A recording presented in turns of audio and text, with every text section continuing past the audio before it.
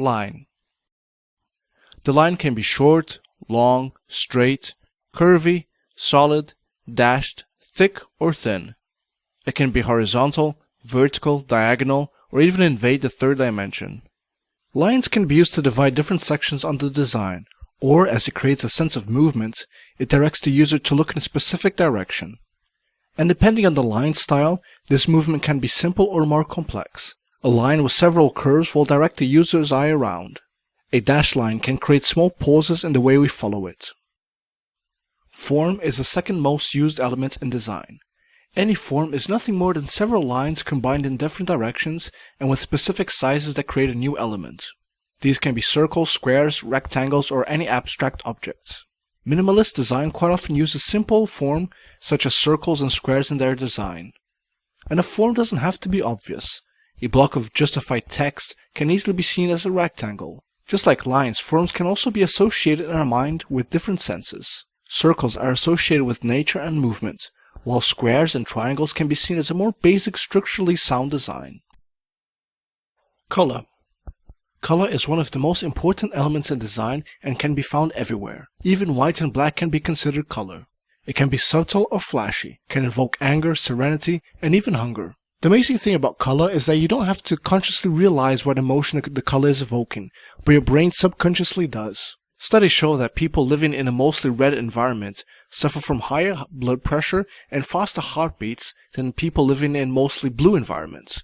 This can lead us to conclude that color is indeed vital for the success of a great design. Color can also create contrast, draw attention, give a feeling of depth, emphasize, and change the way we relate to an object. Color theory is a large subject in design, one that we will review better in a future course. Texture. Don't be fooled, texture isn't only for print. The term refers to the characteristics of a surface that can be tactile as well as visual. Textures can be related with the context in which it is inserted, complementing or strengthening a message. Textures with big elements are usually more aggressive, while textures with a finer grain tend to be more delicate.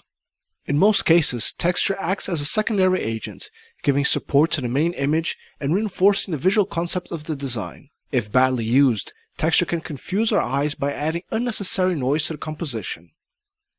Mass. Mass is a physical or visually observable size. Size can be relative. A golf ball can be small compared to a golf course, but enormous compared to an atom, and that changes our perception in design. An outdoor ad can seem much larger if text and pictures are used sparingly. The same way a business card can appear to be heavier if it has too many visual details. This is mass in action.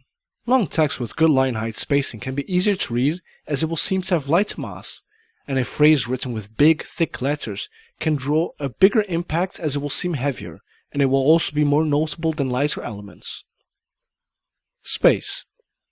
Recently, white space has played an important paper in modern design, and it gives out a lighter feeling and helps direct your eyes to the more important elements. Let's take Google's homepage as an example. There's a lot of white space, and our eyes easily get fixated on what really is important on the page, the search function. Besides, space is also important in minimalism, as it praises the less is more idea.